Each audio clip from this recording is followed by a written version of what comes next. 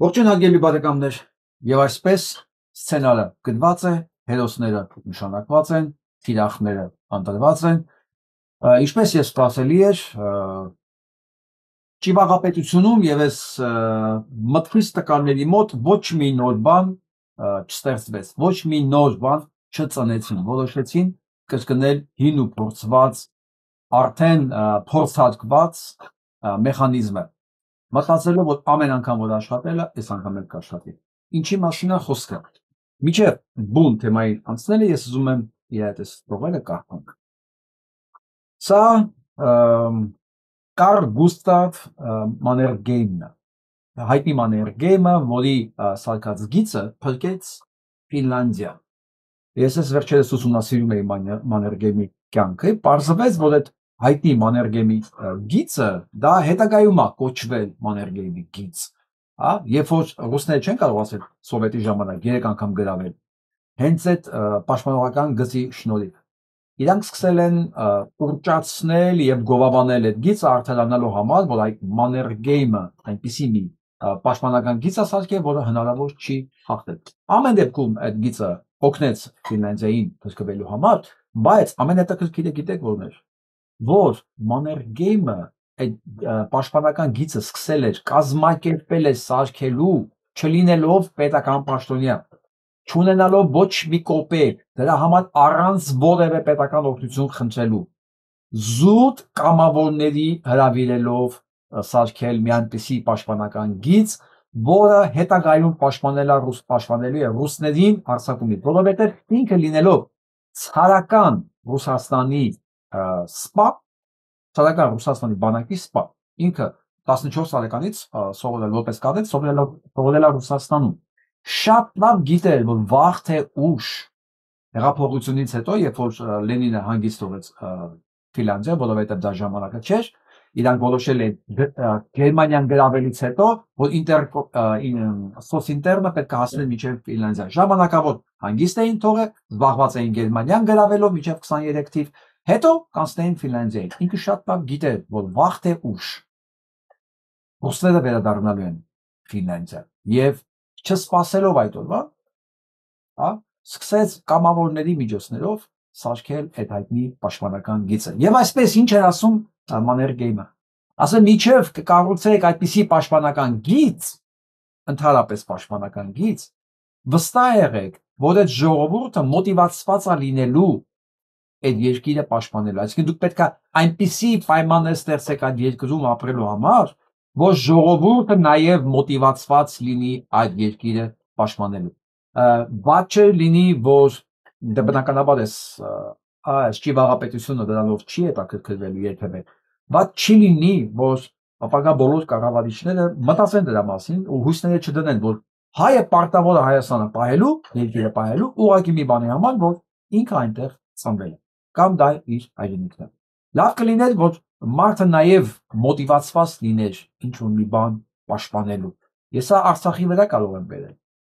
Արցախի ազատագրելուց հետո ամբողջ 30 տարի այն ինչ որ ազատագրվել էր, դա այդպես էլ չդարձավ արցախցումը։ Չէ, մնաց մի քանի օլիգարխի ձեռքերում որպես ուղակի եկամտի աղբյուր, հանքերի ձևով, ալոտավայրերի ձևով, արտերի ձևով, այգիների ձևով, ցորենի տարածքների ձևով, մի խոսքով, դա այդպես էլ չդարձավ ոչ արցախցունը, ոչ հայաստանցունը, այսինքն այդ ազատագրված տարածքները չդարձան ժողովրդինը, դրա համար այդպես հեշտությամբ կարելի ասել դրանք հանձնվեցին թշնամուն, այնպես որ սրա մեծ իմաստ կա, նույնիսկ եմ ասում գույսս նրան չի, որ այս ճիվաղապետությունը սա բերելու է մարդկանց մոտ սոցիալական այն վիճակին, որ ինքը նաև մոտիվացված լինելու պաշտպանելու իր հայրենիքը, ոչ թե նրա համար, որ դա միայն իր հայրենիքն է, այլև ինքը կորցնելով իր հայրենիքը, կորցնում է նաև իր ապրուստը, իր մարդկային միջավայրը, իր արժանապատիվ ապրելու միջավայրը եւ այլն եւ այլն։ Այլ ոչ թե մտածի մեկը ստեղ չի կարողանում ապրել, այսպես թե այնպես ես համարյա կես ոտով արդեն արտագաղթել եմ, ինչպես արտագաղթել են մեր ընկերներից շատ-շատերը։ Եվ այսպես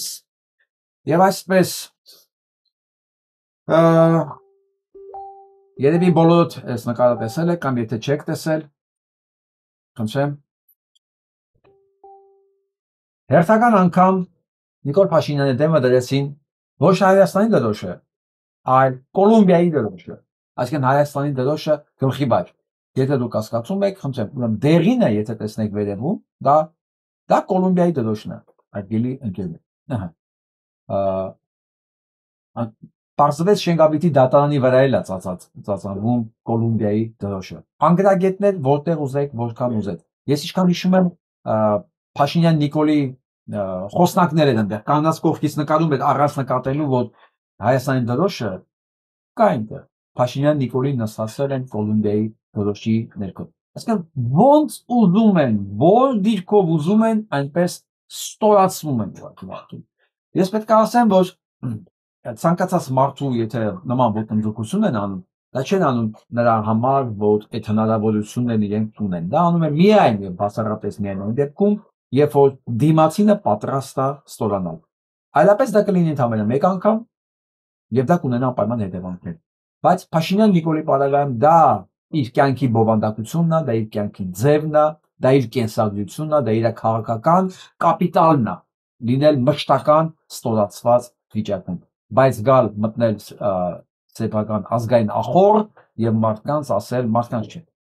իր սեփական դեպուտատներին, падգամավորներին, որ ասում սեփական, դա իր սեփական ընդդիմությունն է, վիզներդ կկտրեմ, այ համբալներ։ Բնականաբար դրսում ստորացնողը պետք է գա միտեղ դա կոմպենսացնի, թե չէ։ Դա սեփական ախորն է, սեփական ընդդիմության падգամավորների վրա։ Եվ այսպես, այն ինչ որ ես ասում եի, սցենարը գրված է, հերոսները նշանակված են, եւ սան ճանաչում եք դեմքով։ Սա Ռուբեն Ռուբինյան կոչվածն է, թուրքական ագենտ, Թուրքիայում սովորած, Թուրքիայում համատարվագրված, հավաքագրված, կներեք, Թուրքիայի շահերի մեծ պաշտպան Հայաստանում, Նիկոլի թմի ի սկզբանե անդամ, եթե նկատել եք, Նիկոլի թմից օպերելա ոչ մի չի փոխվել, որովհետեւ ի սկզբանե դրանց հավաքել են հենց այդ խումբը հավաքվել է այս նպատակով։ Դրա համար ոչ մի sense բան պատահական իրանցից չի փոխվում։ Ավելի շուտ փոխվել են նրանք, ովքեր պատահական էին հայտնվել այնտեղ։ Բայց հիմնական կորիզը ոնց կա, մեծ կա, որովհետև իրենց հավաքագրել էին, դրել են իրարից, սովորացել են, ինչ պետք անել, պատրաստել են այսօրվա։ Եվ այսպես 26 թվականին, քանի որ իրենց ինտելեկտը, ֆանտազիան, մտավոր կարողությունը ոչինչ չի կարողանում նոր ծնի, իրանք արդեն հայտարարում են, որ 26 թվականի ընտրությունները լինելու է հետևյալի մասին։ Կամ իրենց ապօրինի գույքը պաշտպանելու համար կռիվ տվողներին պետք է ընտրեն, այսինքն Ռոբերտ Քոչարյանի, կամ գործող իշխանությունը, որը առաջ է քաշում իրական Հայաստանի գաղափարախոսությունը, Ռուբեն Ռուբինյան։ Այսինքն, այսօրվանից ասում են, կամ Ռոբերտին պետք է ընտրեք, կամ իրական Հայաստանը։ Իրեմս Ռոբերտի բերում են Թալանչի, Թալանը հետ պետք է բերվի էսկոմ 7 տարի արդեն անցել նույն խոսակցությունների ներքո։ Հիմա ես ուզում եմ հարց տամ մեծ դիտողներին։ Ինչ է կարծում։ Մտավոր հերի, քանի հոգի եւ անբարոյական ամենակարևոր, որովհետեւ պարտադիր չի, չէ, սրանց ընտրելու պարագայում լինել մտավոր հերի։ Ես այսօր խոսելու եմ նաեւ դրանց մասին, մնաց այն մյուս անբարոյականների մասին։ Թերի եւ անբարոյականների քանի տոկոսանոց շերտ կունենանք, որ ընտրի այս երկուսի միջև։ Համեն դեպս արդեն իրենք սկսել են իրենց քարոզարշավը եւ նույնիսկ արդեն սոցհարցումներ են անցկացնում, թե ով է ավելի պոպուլյար։ 26 թվականի ընտրություններին ով կախտի Փաշինյան Նիկոլ 37%, Ռոբերտ Քոչարյան 63%։ Մի խոսքով, կա ինքնա, չկա ինքնա։ Նույնիսկ թշվառ Փաշինյան Նիկոլը այս պարագայում կոնկրետ այստեղ երկու անգամ զիջում է հանցագործ սեյրական մարտասվան Ռոբերտ Քոչարյանին։ Ընդ որում կամավոր ստրուկ եւ ծաղրի առաջ կա, ես այսօր մի քիչ ավելի շատ եմ դրա մասին խոսալու, որը հանձնառ է Նիկոլի պաշտպանությունը, դրա դիմաց լսելով ամենավերջի հայհոյանքները իր ընտանիքի, իր զավակի, մի խոսքով, իր ամեն ինչի մասին։ Ռոբերտ Քոչարյանը օրեկան երբեք իմ բաշխի հույսը իհարկե չէ Քոչարյան Ռոբերտը, բայց ես մտածում եի գոնե այդ անուն ազգանունին տակ տղամարդ է նստած։ Չգիտեմ ինչի է տպավորությունը կարելի։ Բայց ես ինչքանով հասկանում եմ, այդ անուն ազգանունի տակ մարդ չկա նստած։ Չէ, մարդ բարոյական իր արժանինքներով իհարկե մարդ չի կարա լինի, դա մասի խոսքը չի, բայց գոնե ինչ որ մի առանց պետքա լինի, որի շուրջ, sense ողնաշար էլի, որի շուրջ ձևավորված է, հա, ոյինի ամեն դեպքում մի միջով աշխատող, ապրող, քաղաքական գործունեության մեջ քիմիայով տառապող Պուտինի հետ Ռոբերտ Քոչարյանը։ Պարզվում է, ողնաշար չկա ուղղակի։ Մենք ավելի շատ ենք այդ մասին խոսել։ Մի խոսքով, արդեն անցել են իրանց ուսումնասիրությունների, ասում են կամեսա, հա, էլի սև ու սպիտակ, էլի ներկա նախկին, բայց այս ներկա նախկինի պարագայում էլ Փաշինյան ճիվաղը նույնիսկ երկու անգամ զիջում է, գիտեք ինչու երկու անգամ, որովհետև ուրիշ մարդ չկա, բայց ես երեկվանից հասկացել եմ իմ Արցախույզը, չէ՞ որ ես էլ ունեմ այդ հնարավորությունը, եւ այսպես մի հատ ես ուզում եմ սա թարմացնեմ, որովհետև այս պահի դրությամբ հիմա 4100-ը, տեսնենք թարմացնելուց հետո որքան կլինի մասնակիցների թիվը, եւ այսպես 4900 մասնակից ի տարբերություն նախորդ ցուցակի այստեղ կա ոչ միայն Փաշինյան Նիկոլը, Ռոբերտ Քոչարյանը, այլև 4 բոլոր ղեկավարներ Հայաստանի Սերժ Սարգսյան, Գումարած Լևոն Տեր-Պետրոսյան։ Բայց հարցը ուրիշ ձև է դրված։ Ով է Հայաստանի երրորդ հանրապետության ամենաբացասական ղեկավարը ձեզ համար։ Բացասական ռեյտինգով բոլորին հաղթում է Փաշինյան Նիկոլը։ 70%-ի համար նա ամենաբացասականն է։ Երկրորդ տեղ բնականաբար Ռոբերտ Քոչարյան, երրորդ տեղ Լևոն Տեր-Պետրոսյան, նոր չորրորդ տեղ Սերժ Սարգսյան։ Համեմատելու համար այստեղ Փաշինյան Նիկոլին բացասական վարկանիշով Ռոբերտ Քոչարյանից 3.5 անգամ ավելի վատը։ 3.5 անգամ, ոչ թե ասենք 2 անգամ։ Գիտեք ինչի՞, որովհետև այլ հերոսներ կան մասնակցող, հա։ Իսկ եթե մենք ունենանք իրոք տեխնացուներ եւ այս հարցը այլ ձևակերպեմ, ում կտակ ձեր ձայները, եթե լինի get 1 նեյտրալ տեխնացու, ոչ թե Սասունցի Դավիթ, ոչ թե Հիսուս Քրիստոսի արդարության կերպարանքով, ուղղակի նեյտրալ, որ եղած չլինի այս անառակների շրջանակներում ոչ մի ձև ապականված։ Նեյտրալ, տեսեք, ոչ մի բան չեմ ասում։ Չեմ ասում մտքի գիգանտ, Նապոլեոն կամ չգիտեմ ինչ-որ մի բան։ Նեյտրալ մի նորմալ մարդ։ Ես ես վստահեցնում եմ այդ հարցերը կլինեն լրիվ այլ։ Եվ այսպես Փաշինյան Նիկոլը հիմա հասկանում եք ինչի է Քոչարյան Ռոբերտին ընտրել։ Ոչ կամ ես կամ ինքը, որովհետև երկրորդ ամենաբացասականը Քոչարյան Ռոբերտն է։ Բայց էլի բախտը չի բերում։ Ինքը ավելի բացասական է, 3.5 անգամ ավելի բացասական է ժողովրդի մոտ, քան Քոչարյան Ռոբերտը։ Այսինքն նույնիսկ եթե ամենավատ սցենարն եմ ներկայացնում բոլորիս, ամենավատ։ Հայաստանում մարդ չկա կենթանի, ոչ մեկ չի մնացել, մնացել է Քոչարյան Ռոբերտն ու Փաշինյան Նիկոլը, Քոչարյան Ռոբերտը լինելով սեյրական մարդասպան հայտնի, հա, միլիարդներ կարողության թալանած ժողովրդի, նա ավելի ընդունելի այսօրվա ժողովրդի համար, քան Փաշինյան Նիկոլը։ Այսինքն երբևէ որ մեկը կարողանալ նկարագրել, որ նման մեկը գտնվելու է պատմության մեջ, որ իր բացասական վարկանիշով կգերազանցի Քոչարյան Ռոբերտին, թվում է թե դա անհնարին է, դա արեց Փաշինյան Նիկոլը ու դա արեց հասնելով 3.5 անգամ շատ արդյունքի, քան իրականում կարողացել էր ապահովել Քոչարյան Ռոբերտը 19%-ով։ Մի խոսքով 8% Լևոն Տեր-Պետրոսյան, այսինքն 10 անգամ մոտարապես ավելի քիչ վտանգավոր է, քան Փաշինյան Նիկոլը եւ Սերժիկ Սարգսյան, որը 22.5 անգամ ավելի քիչ վտանգավոր է, քան Փաշինյան Նիկոլը։ Այդպես թվում է ժողովրդին։ Այդպես թվում է։ Գիտեք ինչի՞, որովհետև իրական սցենարիստները չեն ելում։ Իրական սցենարիստները այնքան ուղեղ ունեն, որ կարողանում են աշխատել թիկունքից, հանգիստ, չերևալով, որը իհարկե չի կարողանում անել Ռոբերտ Քոչարյանը, որովհետև իրան դրել են մալչիկ դլա բիցիա որպես։ Գիտեք ինչ է նշանակում։ Մի պատանին, որին դրել են ծեծելու համար։ Դրել են, ասենք, քեզ դնում ենք, դու պիտի երևաս, որ Փաշինյան Նիկոլի ճզմած վարկանիշը քո վրա բարթելով, քեզ թուգում ունասելով իր վարկանիշը բարձրանա։ Դրա համար Ռոբերտ Քոչարյանն ավելի շատ է երևում, քան Սերժիկ Սարգսյանը։ Իրականում Ոչ մեկի մեջ ոչ մի տարբերություն չկա։ Այս 4-ը ծառայում են նույն նպատակին։ Բայց քանի որ Քոչարյան Ռոբերտ ավելի երևացող է, բայց եմ ասում, Փաշինյան Նիկոլը ընտրել է հենց Ռոբերտ Քոչարյանին որպես իր հակառակորդ։ Եվ այսօրվանից ասում են՝ մի խոսքով Հայեր ջան, լինելու ընտրությունի Փաշինյան Նիկոլի եւ Ռոբերտ Քոչարյանի միջեւ։ Հասկանում եք, դեռ մեկ տարի կա, ու այդ տգետները այն աստիճան տգետ են, որ այսօրվանից Ռուբեն Ռուբինյանի բերանով, այն թուրքի լամուտի բերանով բացահայտում են, որ ձեր ընտրությունը լինելու է իրական Հայաստանից, կրթրկա Հայաստանի եւ թալանչու միջև։ Ու քրեատկությունը ցույց են տալի, որ մարդիկ համաձայն են թալանվեն, բայց մերժում են իրենց առաջարկած իրենց իրական Հայաստանը։ Հիմա ինչ է մնում անելու այստեղ։ Մեզ բոլորիս դա մասին անպայման խոսելու ենք։ Մեկ տարի կա,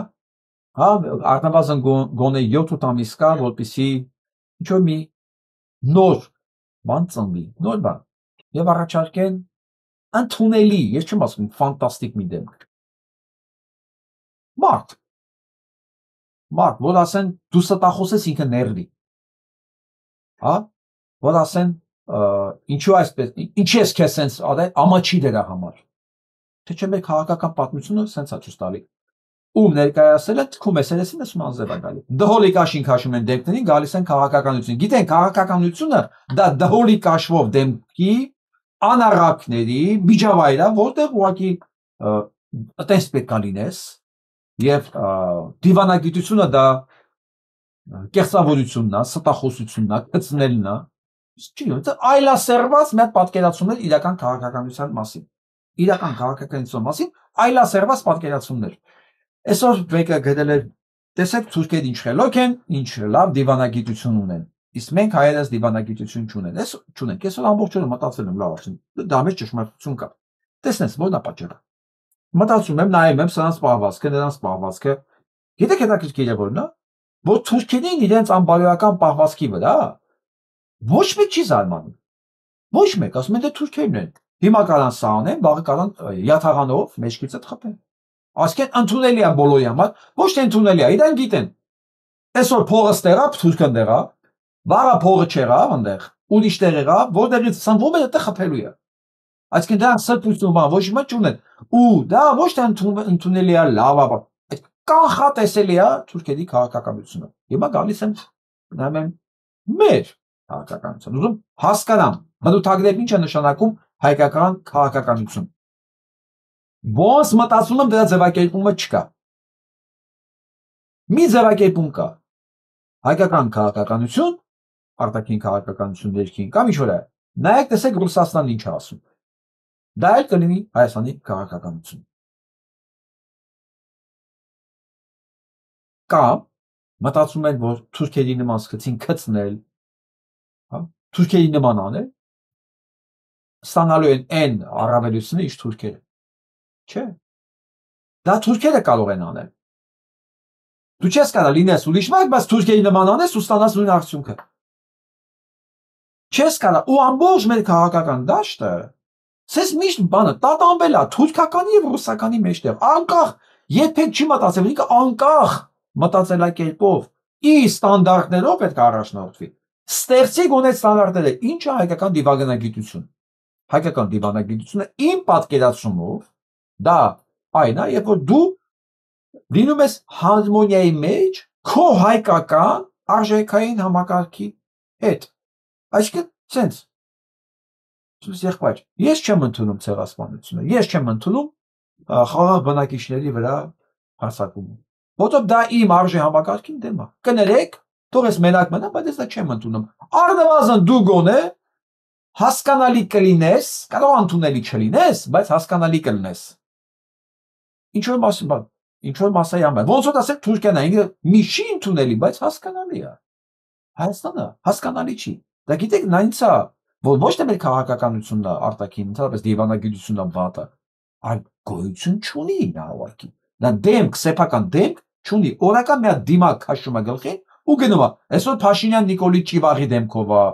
հա, Էրեք Սերժ Սարգսյանի դեմքով էր, հետո Ռոբերտ Քոչարյանի դեմքով է, Հասկանում եք, դեմք սեփական, մշտական չունի։ Հարցը ինչի է, որ այդ մարդիկ պետք է նույն դեմքը լինեն։ Չէ, քաղաքականությունը եւ դիվանագիտությունը պետք է դեմք ունենա։ Որ հասկանաս, սա այս երկրի դիվանագիտությունն է, անկախ նրանից ով է երկրի նախագահ, կարող է ինչ-որ մի թեթև տարբերություն լինի, բայց իրանք առաջնորդվում են իրանց պետական շահերով։ Հա? Ինչ է նշանակում պետական շահ? Դա նշանակում քո արժե համակարգը, քո շահերը ներկայացնել։ Գիտես, երբ որ դու անկեղծ գնում ես, դու կունենաս նաև աջակիցներ, կունենաս անշուշտ թշնամիներ, բայց դու գոնե անկալելի կլինես, քանի դու անկալելի չես։ Լինելու ես այսենց գլխի վայր նստածած ուրիշի դրոշի տակ, որովհետև դու եղբայր անկալելի չես։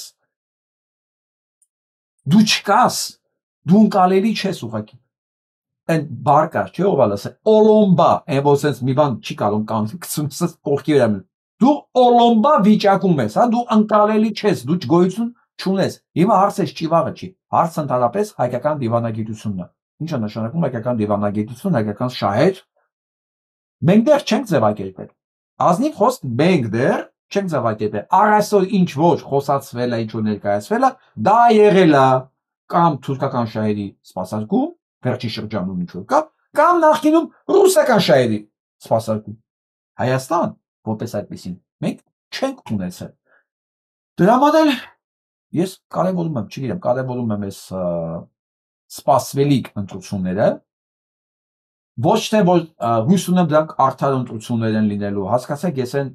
միամիտ, ինչքան մեծ ռոմանտիկ լինեմ, դե մի կեսս մեկ կամ մաթեմատիկա։ Ես չեմ բացառում նորի ծնունդը, ես չեմ բացառում ժողովրդի պոռթկումը, բայց ես հասկանում եմ, որ միանգամից իդեալական ոչինչ չի լինում։ Դա իմ կեսն է, մյուս էլի, որ մյուսս կոնտրոլի մեջ ապահովում է։ Ես ոչ շղթում եմ նա, ոչ շղթում եմ նա։ Եվ այսպես, եթե քաղաքական դաշտը մեր կարողանա գետ մի բան առաջարկի, գետ մի բան, ով ուզում է լինի, կհաղթի ինքը մոտավորապես 60-70%-ով։ Առաջարկեք մի անուն, բայց ասենք ոչ թե Էդմոն Մանուկյան, Վահան Բաբայան, դո չգիտեմ այնտեղ ով ուզում է լինի, հա։ Այս օգտագործված կալոդից այս կարտերի, հա։ Երեք ես բերեցի այդ բան ասում, ասես նույն կարտերի կալոդը լինի։ Է որ կազինոյի ոնց բաժանում են, դու կզված ես։ Այս կարտերը ստեղծվել է կազինոյի, Հայաստանի քաղաքական դաշտը դա կազինո է։ Ոնց բաժանում են կարտերը, դու պարտված ես, որովհետև բոլոր կարտերն իրանցն են։ Հիմա նոր բան է պետք մտցնել։ Եթե կարողանանք նոր բան առաջարկել, ես վստահեցնում եմ ձեզ, ով եղավ նոր դեմք, 60-70% երաշխավորություն, երաշխիք, որ այս նոր ուժը կամ նոր դեմքը ունենալու է ժողովրդի կողմից աջակցություն։ Համենայնպես իմ գոնե դիտարկումներն ու հարցախոսները դա են ցույց տալի։ Իսկ հիմա վերադառնանք մեր օրակարգին, որ արդեն հայտարարված է, որ լինելու է երկու տեխնացու եւ ամբողջ խոսակցությունը պետքա դա շուրջ լինի։ Եվ դա արդեն սկսված է։ Իսկ եթե հիշում եք մեկ տարի առաջ ուղիղ փետրվարին էր մոտարապես, հա, փետրվարին էր, երբ որ Նիկոլ Փաշինյանը խոսեց նոր սահմանության անհրաժեշտության մասին, միանգամից իր ռոպագանդիստները լծեցին գործին եւ այս այդ ժամանակ ինչ արեցի, ասի ես ես հատ բացահայտելու եմ եւ ոչնչացնելու եմ եթերում։ Հատ եւ այդ process-ը կանգ առավ։ Մի քանի հոգի ինքնասպան եղան այդտեղ եթերներում, հա, գնացին այն թիթերը ոնց է վարվում գալի կրակի վրա, չէ՞։ Մի քանի հոգի տենց եկան, կերան ու վերացավ դրանից հետո մի մասն էլ հասկացա, որ հոպ, չարժի Նիկոլի խաթր ուղակի վերանալ քաղաքական դաշտից։ Հիմա, քանի որ էլի սկսել եմ նման մի process, եւ այս process-ը պետքա մեդիա դաշտում շատ լավ տարածվի, որ ահա Ռոբերտը հին հանցագործը, ռուսական ագենտուրան եւ այլն եւ այն ընտրությունը Նիկոլ Փաշինյանն է, սկսվել է արդեն, եւ ես հիմա ներկայացնում եմ առաջի այսօրվա զոհին։ Ու ես զգուշացնում եմ, ներում, բեկում, խղճալ, ընթառաջել, ոչինչ չի լինելու, որովհետև իմ երկրից, իմ ապագայի երկրի ապագայից կարևոր բան գոյություն չունի։ Ոչ ոք չի վրիպելու իմ աչքից։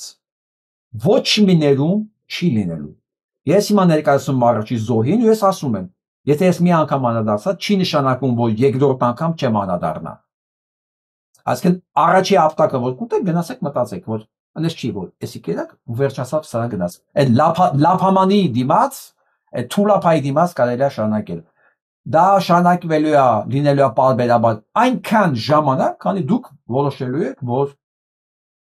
երևի ինքնասիրությունը շատ ավելի կարևոր է քան այդ ստացած լափը դրա դիմաց եւ այսպես լսենք ովքեր են առաջի զոհերը եւ դրանք ինչ են ուզում Պարոն Սուքյան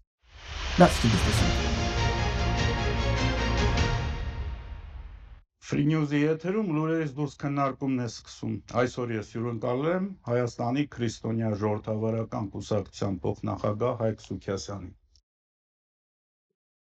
Եվ այսպես ով է Հայաստանի քրիստոնյա ժողովրդավարական կուսակցություն կոչվածը,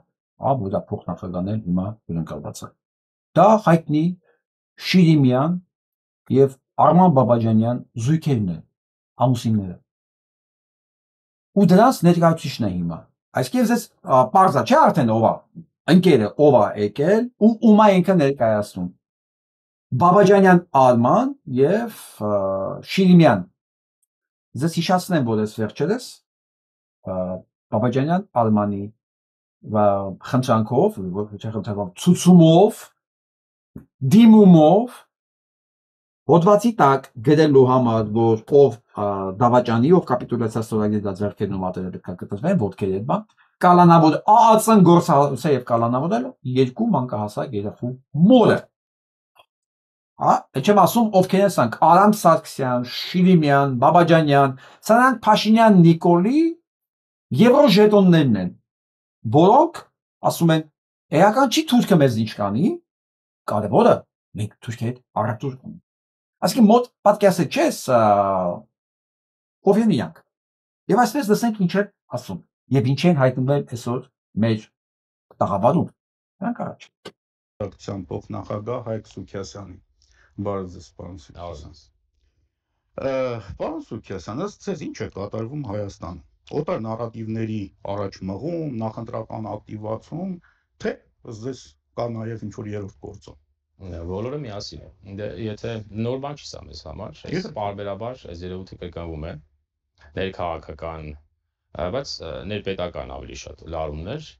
ներհասարակական կարգերի լարումներ 20 թվականից Հայաստանը ճնշման տակ է դրսից ներսից։ Դարձապես մեր վատը այն է, որ մեր ներսի մի հատված դրսի հետ սինխրոն աշխատում է։ Հաստատորեն 20 թվականից այս կողմ մեր պետությունը դրսից ներսից ճնշման տակ է ու ներսի մի հատված դրսի հետ սինխրոն աշխատում։ Ինչ է կարծում ով կարա լինի դա։ Ով։ Որ հատվածի մասին է խոսքը։ Փաշինյան Նիկոլի, որ ասենք դրսի հետ սինխրոն, Ալիևի հետ սինխրոն աշխատում է պետականության դեմ։ Թե ասենք Քոչարյան Ռոբերտի։ Ով կարա լինի, ով կարա ասի, որ Փաշինյան Նիկոլի չի աշխատում ժողովրդի դեմ, դրսի հետ սինխրոն։ Լսում ես, չէ՞, մտածում ես դեռ ումի նկատում։ Դրանք առաջ։ Սա լավ բան չի, սա հասկանալի բան չի պետությունների ժողովուրդների կյանքում, բայց այս հետխորհրդային որ իհարկե անընդհատ ասում ենք հրաժարվեք այդ տերմինից, որտեղ այդ հուշը ոտերներից է չամուրի նման կապված գալիս է, հələ այդ անկախության գիտակցումը դժվար է։ Պետությանը կպցնում են հետխորհրդային, քաշում են այն կողմ։ Բայց ամեն դեպքում այդ տարածքում դեռևս ներդրված միգուցե 100-ամյակներով ներդրված բացիլներ աշխատում են։ Դες ասում եմ հետխորհրդային, դա բացիլ է, տենց 100-ամյա մնացել է։ Մտածում ես կարող ես տղենի նկատի ունի, որ ինչի հապկից դուրս չեն գալի, երատամից չեն դուրս գալի, ինչի այդ բացիլ է ոտերը, այդ բեռը չեն թոթափում, այնպես, արա մտածում, հետաքրքիր է, լսենք հետո։ Մեր մոտ այդպես էլ երրորդ հանրապետություն հասկացությունը չի ձևավորվում։ Այո, երրորդ հանրապետությունը տենց է չի ձևավորվում, որտեղ երրորդ հանրապետությունից ստեղծվել է, գտնվում է ռուսական կոնտրոլի տակ։ Ու ամբողջ իշխանություններն ու դիմությունները ծառայել են ռուսական բան, չէ՞։ Հələ ոչ մի հակասություն չկա, չէ՞, լսում եք։ Խորհրդային Հայաստան։ Այո, երրորդ հանրապետությունը մեզ դա ոնց է, ԽՍՀՄ-ը ինչ է եղել ԽՍՀՄ-ի հետ։ Փլվելու ժամանակ ԱԿՊ-ն հավաքվել է, ասել է ցրվեք, չենք կարող բանենք։ Ամենտեղ մի հատ ռեզիդենտ են դրել, կառավարեն են, էլի։ Ձևական պետական ատրիբուտները եղել է, բայց դա եղել է միևնույն է, Ռուսաստանի սուզերենությամբ շուտ տարածք։ Կառավարել են, հիմա փչացել են, այլասերել են, ինչ ասես արել են, էլի։ իդեալական է, չէ՞, ոչ մի հակասություն չկա։ Բայց պատերազմից հետո այդ ամենը սրվել է։ Սրվել է նախ շատ լավ է, որ մեր ժողովրդի մոտ սրվել է ինքնիշխանի գիտակցում, սա շատ լավ բան է։ Բայց սրվել է նաև մեր ժողովրդի մարմնում տեղավորված մինչեղափոխական անցյալի այլանդակությունները, որտեղ Ռուսաստանից եղուն աշխատում են։ Դարձապես մեծ ոճիրը չեն կարողացել գործել Հայաստանի Հանրապետության դեմ, բայց բարձրաձայն շարունակում են, ուզում են, նպատակ ունեն։ Շատ են իհարկե մեր լրատվական դաշտնել եւ նաեւ իշխանությունն էլ հավանաբար շատ է շարը գցում սրանց ունեցվածքը պահելու իշխանամոլության ձգտումի վրա, բայց դրա Իստե մենք հասկանանք, էլի, ոնց է մեր իշխանությունը շարը գցում է սրանց ունեցվածքը պահելու իշխանապողության ձգտումի վրա։ Եվ ընդդիմության մասին է, չէ՞ խոսքը, բայց այլանդակությունների 5%-ն է դա։ Մնացած 95%-ը իրենց ֆունկցիան է, տապալել պետությունը։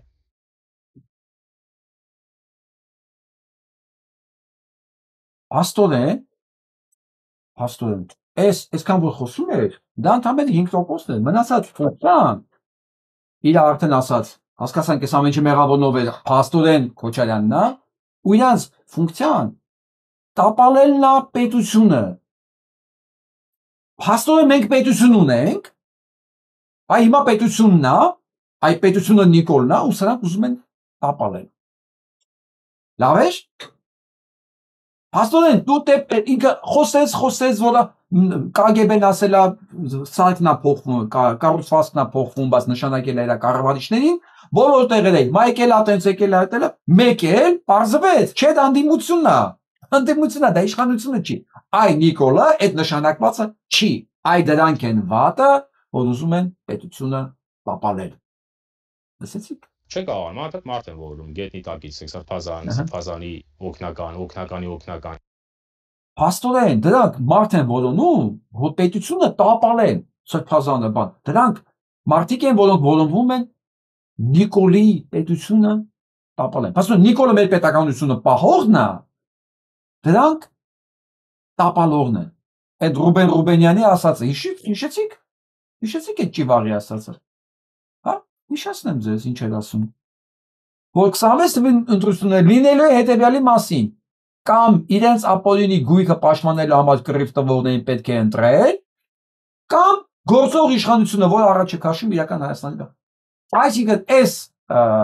այս խումբը հիմիկվա լցվել է այդ քարոզչությանը։ Չի լինի, չի ստացվում, բայց նպատակը բարձր ամեն անգամ պիտի լարումներ առաջացնեն։ Միգուցե ինչ որ մի պահի, միգուցե իշխանությունը մի քիչ սխալվի, ոնց է մեծ հարց չեն։ Ինչ որ մի պահի գուցե իշխանությունը կսխալվի, այսինքն իշխանությունը իդեալական, անում է իր գործը, բայց ճշմարտ արդյունքում կարող է ինչ որտեղ իշխանությունը սխալվի։ Լսեցիք, փոքր հարցեր լուծում են, բայց որոնք մեծ հարցեր չեն կարողանում լուծել, ասում, բայց փոքր հարցեր լուծում են։ Հասկանալի է, չէ՞, Շիրիմյանի, պատկերացրեք Շիրիմյանն ով է, որ իր տեղական լինի չլինի։ Եթե մեծ հարցեր չեն կարողանում, փոքր հարցեր լուծում, փոքր հարցերը ո՞րն է։ Ո՞րն է այդ փոքր հարցերը։ Մի հատ փոքր հարցեր ասեք, որ իրանք լուծել են։ Ո՞րն է այդ փոքր հարցը։ Ասֆալտից սկսած մինչև մայքի բորձու դան չեն կարողանում սարքել։ Պետության ղեկավարները այդ ո՞րն է փոքր հարցերը, որ լուծում են։ Կամ այդ ով ասել, որ եթե մեծ հարցերը չեն կարողանում լուծել, փոքր հարցերը լուծում են, իրանք արդեն իշխանություն են։ Իրանք պիտի մնան ու սրանք պետությունը քանդողներն են։ Գնանք միջել է։ Կարող հետագա մեծ հարցի վերածել։ Անընդհատ իշխանության հեղինակությունից 1% ստանում են 2։ Ասում իշխանությունը հեղինակություններ ունի, սրանք իրանք գործողություններով անդադ իշխանություն հեղինակությունից 1% տանում են։ Ես սրանց մի հատ հիշացնեմ իշխանության հեղինակությունը, հա։ Ես իմ սեփական բաներ ունեմ, չէ, դատարկա ձեռն չեմ եկել։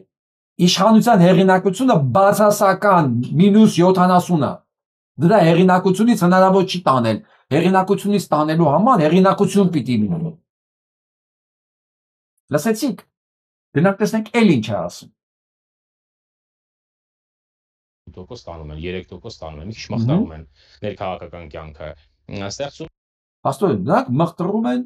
ներքաղաքական կյանքը։ Հասկացաք ինչ են անում։ Սրանք ներքաղաքական կյանք են ապահովում Փաշինյան Նիկոլենք, Ռոբերտ Քոչարյանն էլ մխտրում է ներքաղաքական կյանքը։ Պատրաստվեք, այս 1 տարի պետք է լսենք այս հարցը։ Բայց իրանց հա թվում է, մի քիչ տեսես կասա։ Խոսքս կասա։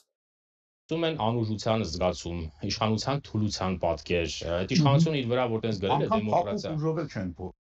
Հասուն ասում է, այդ իշխանությունը իր վրա որ գտել է դեմոկրատիա։ Իմացա, այս իշխանությունը իր վրա դեմոկրատիա է գտել։ Այսինքն այն աղջիկը լրագրող է, որ հիմա բանտում է, ոչ փաստաբանի հետ են թողում հանդիպի, ոչ հարազատանողների հետ են թողում հանդիպի, գիշերով բանով տալել են, գիշերանոցով տալել են, ինչ ուզում անում են, ինչ սա դեմոկրատիա է սրանց համար։ Ու սրանք մխտրում են, խանգարում են այս իշխանություններին։ Այս ինչ հարցատարի փորձում։ Հայաստանի պարագայում իմ մոտ այնպեսի տպավորություն է, որ իրանք մտածել են, որ դա ինչ փափուկ ուժ, ինչ բան։ Հենց կոշտ կոպիտ ուժով էլ պետք է առաջ տանել։ Հա, այդ էլ Հասուն Գագիկ Մկրտչյանն ասում է, նույնիսկ փափուկ ուժ չեն փորձում, մտածել են ինչ փափուկ ուժ, ինչ բան։ Կոշտ կոպիտ էլ պետք է առաջ տանեն։ Հասուն ինքն էլ է համաձայն, որ այս իշխանությունը ամեն ինչ անում է, երկրում դեմոկրատիա է, ամեն ինչ իդեալական ամեն ինչ, իդեալական չի, ինչ որ մի բան անում են նույնիսկ,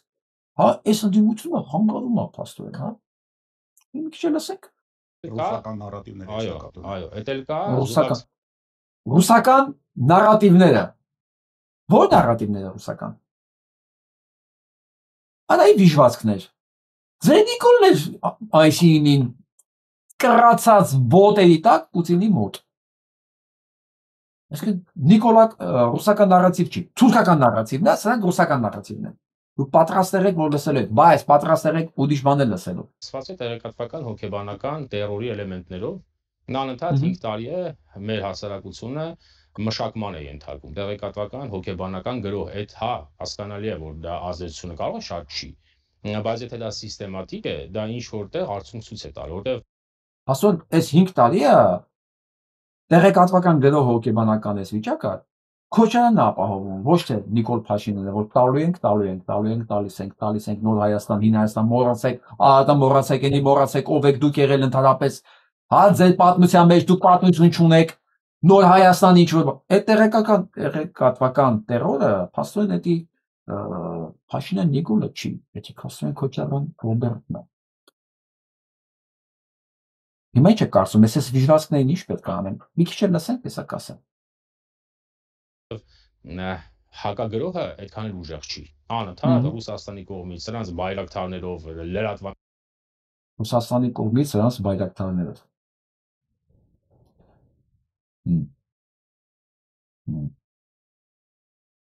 Ռուսական ալիքներով ապահովում Հայաստանը։ Ընդհանրապես Հայաստանի վարչապետը, Հայաստանի կառավարությունը ով է։ Ով է ապահովում ռուսական ագենտուրան Հայաստանում։ Ով է թողում այս ամեն ինչի իրականանալ։ Կարող է Ալիևը։ Միջոցներով եւ այլն պետությունը մխտարում է։ Բայց դա հիմա ինչ։ Այդ ամեն ինչով պետությունը մխտարում է։ Բայց մենք պետություն ունենք, սրանք էլ մխտարում են։ Իրավիճակ է, որը դիմենք անցնենք, ուշադիր լինենք, այս մարդիկ ինչի համար են անում, նկատի ունենք ինչի համար են անում։ Ամեն մեկը գիտեք ոնց է։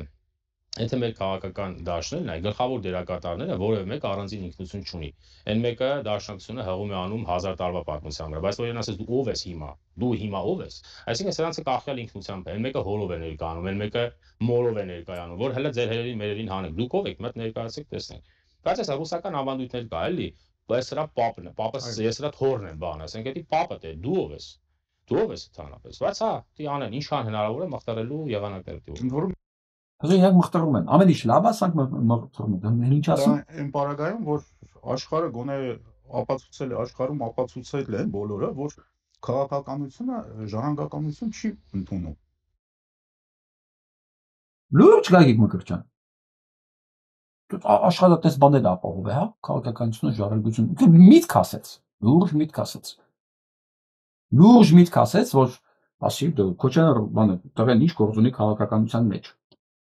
Ինքը լուրջ հիմք կտավ ապացուցելու համար, որ ասենք Լյովիկը պետք է չլինի, ուրիշ բան չկա, բայց լիք բան կտավ, Լյովիկը ինչի չպետք է լինի քաղաքականության մեջ։ Մի քիչ լսենք ես կիսատ չասեմ էլի։ Պրեզիդենտի որդին լինել պրեզիդենտ, այն ինչ իշխանավորի զավակը լինել Հետո իշխանավոր, եթե դա կատարյալ դիկտատուրա չի։ Հա, դե սրանք գիտեն դա մասնագիտություն է, ասենք եթե բժիշկ է, աշխատում է տղան բժիշկ լինի, կոշկակար է, կոշկակար լինի։ Սրանք գիտեն դա վերաբերում է ժառանգականություն արհեստներին, որ փոխանցում են։ Դե սրանց չի վերաբերում, էլի։ Հիմա դե սրանք էլ այդ սկզբունքով են։ Դա նայեք, առիթ ունեցել եմ ասել, հիմա էլ եմ ասում, դա ռուսական ավանդույթ է։ Ցարապես հորով ներկայանալը։ Նաև մեր օրինակ, եթե նայեք, մեր շատ տեղերում դա կա, ասենք Դա։ Գայք Մկրտչյան։ Քանի կիլո կլնես սա։ 110, 115 կիլո հանգիստ։ Չէ, երևի կին ունես, երեխաներ ունես, թորներ էլ կարող ունենաս։ Քեզ երբևէ ասել են, մարդիկ երբ են սուտ խոսում։ Չեն ասել, ես ասեմ։ Երկու դեպքում։ Կամ վախից, կամ ուղղակի հարմարության առիթից, այսինքն դրա համար դա իրենց հարմար է, այսինքն շահավետ է, հա, կամ հարմարության, այսինքն եթե իրանք հոգեկան հիվանդ չեն, էլի, կամ վախից է մարդը սուտ խոսում, կամ իրան մոտենց է հարմար, շահադիտական։ Հիմա դու ես չի հասկանում, որ այս ամեն ինչը որ դու անում ես, դու անկեղծ չես, դու ստախոս ես, ու հիմա պետք է քո դեմ կանես, ուրեմն ասես ամբողջ քաշովդ մեջ կանգնում ես մեկ կանգնում ես հայլու առաջ ու նայում ես քո աչքերին ու փորձում ես քեզ բացատրել, թե Գագիկ Մկրտչյանը մոտ մի 60 տարեկան, մի 110 կիլո քաշով ինչի է սուտ խոսում, ինքը վախ կոտա, թե տենց իրան հարմար է։ Սուտ այն մասին, որ մենք իշխանություն ունենք, ամեն ինչ նորմալ է, սրանք էլ խանգարում են։ Այսինքն սրանք են խանգարում, որ երկրում էս վիճակն է։ Ես դրաման եմ ասել, չէ՞ Նիկոլ, այս տականքներն էլ ասեցին, ոնց հա լինելու է սա ու սա։ Սրանք նրա մասին պետք է խոսան, ասեն ինձ կապիտուլյանտ են, ասենք պետք է ասեն էսի թալանչիներ են։ Վերջ ուրիշ բան պետքա չլինի եթերում։ Միշտեր երկուսն էլ նույն թիմից են, երկուսն էլ վառելու գնդակահարելու բան են։ Չէ՞, սա է ճշմարտությունը։ Հասկացեք,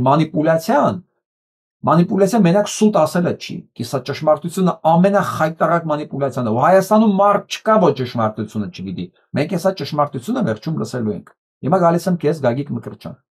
Երբևէ քեզ չեմ անադարձել, որտեղ դու ինձ ընդհանրապես հետաքրքիր չես եղել, նախ դու այդ ինտելեկտը չես ունեցել երբեք, դալով չես փայլել, բացարձակապես, քեզ ուղղակի չին խեն պահում, եւ հարմար ես, տենց ես։ Քեզ տենց ես դրսևորում, հարմար ես, էլի։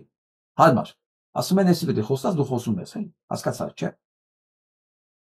Բայց դա չի նշանակում, որ սենց շարունակվելու է։ Ով մտավ այս խաղի մեջ, ով այս երկուսի մեջ սկսեց խաղալ, կամ սա կամ նա, ու չասեց, որ երկուսը թշնամի են, իրար համար են ստեղծված, իրար ստորացնելով մեկը մեկին առաջ քաշելով, հա, մեկը մեկի վրա ռեյտինգ հավաքելով, ներում չի լինելու։ Իսկ ես դիմացի ես բանին, Շիրիմյանի տեղակալին, ձեզ ուղղակի ասելու բան չկա։ Ձեզ ինչ ասեն։ Ժողովուրդը պետք է սենց հիմա լսի, նայի, երևա դուք ով եք։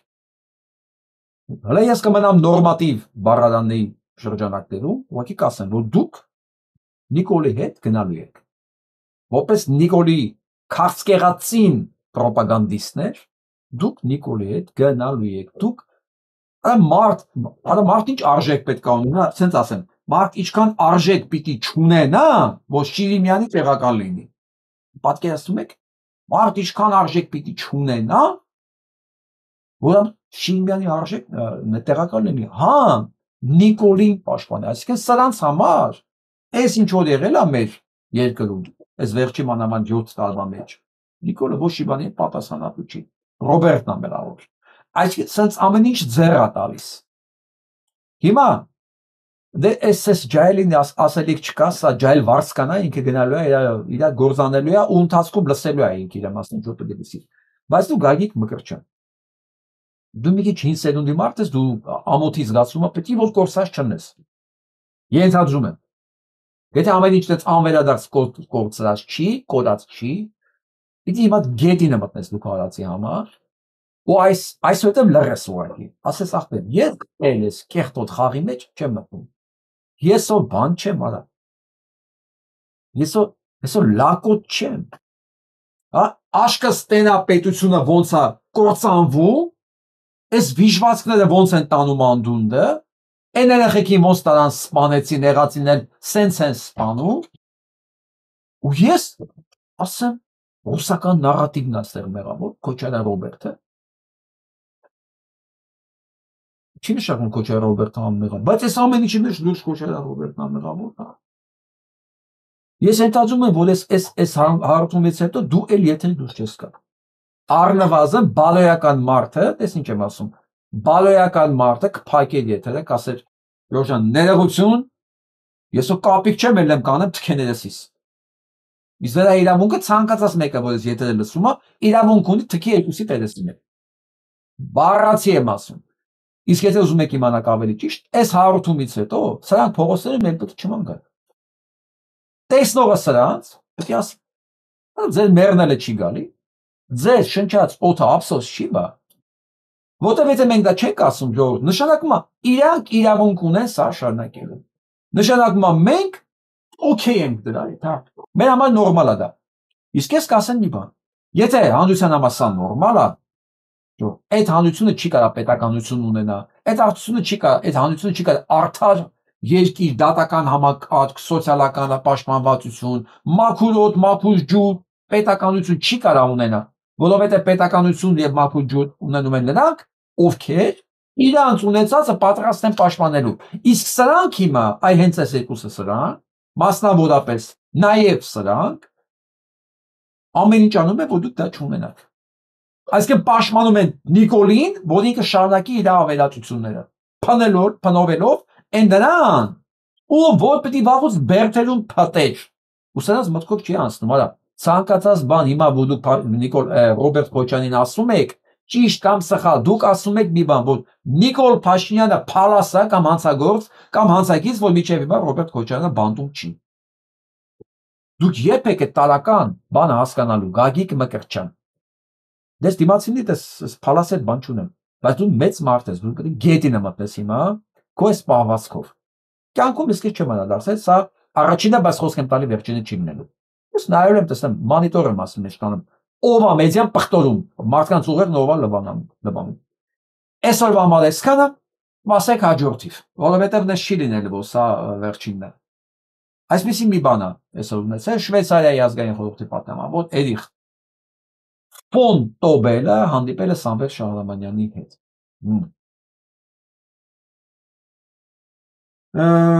Աշխատը չէ, մենք բոլորս հայերը Հայաստանի կառավարություն ձեռնարկաշի Արցախից, բայց աշխատը ձեռ չի քաշում։ Սա մի բան է նշանակում բոլորիս համար։ Խելքերդ գլուխներդ համակեք։ Սա մեզ են ասում։ Դուք բոլոր բաները կոզրներն ունեք, բոլոր այսօր ստանալ են ինչ-որ ձեզ պետք է։ Դուք դանելու փոխարեն այսպես բիժվածքները ձեզ խառնում են, կոչելա Ռոբերտը, կոչելա Ռոբերտի տղային, ռուսական նարատիվ, աշխարհը սանց մաս այս ամեն ինչի մասին չի մոռացել ու չի մոռանալու։ Եթե նույնիսկ Նիկոլ Փաշինյանին թվում է, որ ինքը սահմանադրություն էլ փոխեց, իր այս պրոպագանդոններին հանեց որ խոսել, սալակներն ուղղել կոչելա Ռոբերտի վրա, որ ինքը փրկվի, աշխարհը չի մոռանալու։ Իրանք գիտեք ոչ թե մեզ շատ է սիրում, չէ, երբ պետք է, հավես հանգամանքը դնելու է Ադրբեջանի դեմ, ոնց որ հայ-թուրքական հարաբերություններն ու ցեղասպանությունն է դնում Թուրքիայի դեմ բոլոր ազգերը, բոլոր պետությունները, երբ որ իրաց պետք է։ Բոլորն օգտագործում են մեր այս խաղակարգերը, բացի մեզանից։ Սա Արցախի պարային համույթն է։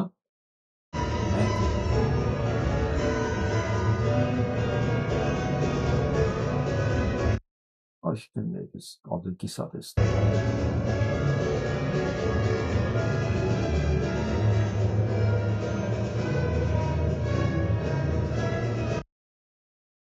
Հարցն չի, որ լավ են պարում կամ վատ են պարում, ընդհանրապես դա նշանակություն չունի։ Ցանկացած բան, որ հիշեցնում է Արցախի մասին, պետք է ասես։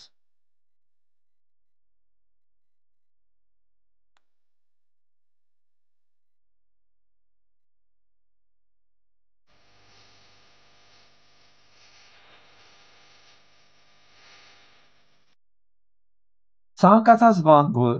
հիշեցնում է Արցախի մասին, դες օքսիգենի նման պետք է։ Ցանկացած մի քաղաքական, չգիտեմ, հասարակական քննադատ կլինի, գործիչ կլինի, վերլուծող կլինի, ով ուզում է լինի, եթե խոսում Հայաստանի հետ կապված խնդիրների մասին ու մոռանում է, որ Արցախը հայաթափել է Հայաստանի կառավարությունը Ադրբեջանի կառավարության հետ համատեղ, նա մեծ թշնամի է։ Ցանկացած մեկը, ով խոսում է քաղաքական իրավիճակի մասին, չի ասում ուղիղ, որ Փաշինյան Նիկոլը ինքը պետական հանցագործ է։ Իմիջիալոց ասեմ, հիշում եք ես որ ասում եք, ծերու ենք դատական process, հանրային դատական process Փաշինյան Նիկոլի եւ բոլոր մնացած պետական հանցագործների նկատմամբ, հանրային։ Դա լինելու է անպայման։ Դա լինելու է անպայման ու եկող կիրակի օրը ցերեկը ես խոստանում եմ դուք ունենալ եք ուղիղ եթերում հարց ու պատասխան այդ ամեն ինչի կազմակերպիչներին եւ մենք իմանանք իրենք ինչ է նախապատրաստել, ինչ հոդվածներով մեղադրվում Մեղադրյալ Փաշինյան Նիկոլը Հայաստանի սահմանադրությունը, պետական օրենքները խախտելու համար։ Ով սրա մասին չի խոսում, ով սրա մասին լռում է, ու խոսում է, չգիտեմ, Քոչարյան Ռոբերտի ծննդերն է, ով ուզում է լինի, այն հանցագործներից։ Նրանց մասն է խոսում, բայց չի խոսում, որ Փաշինյան Նիկոլը թիվ 1 հանցագործն է պետականության, նա վարձկան է, որտեղ Հայաստանում հիմար չկա, դոյց եմ ասում։ Մենք հիմար չունենք, ունենք վարձկանների մի համաստեղություն։ Իսկ իմ գործը լինելու է ամբողջ տարին դրանց հատ պինցետով այսպես անել, փռել արևին։ Թող ոչ մեկ չմտածի, որ կարող հանգարց իմ տեսադաշտից փախնի։ Բացառվում է ուղղակի։ Հիմա ասենք ռուսական ագենտուրային։ Խնդրեմ։ Ռոման Բաբայան, ճանաչում եք։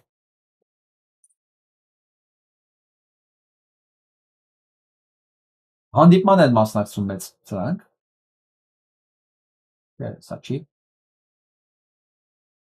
Եվ ինչ որ անհայտ գիտությունների անհայտ պրոֆեսոր Խաչիկյան որ մեկ-մեկ տեսնում եմ լուրջ մարդիկ սրա ասազույցներն են տարածում մեզ գրում են ասում տեր Աստված արա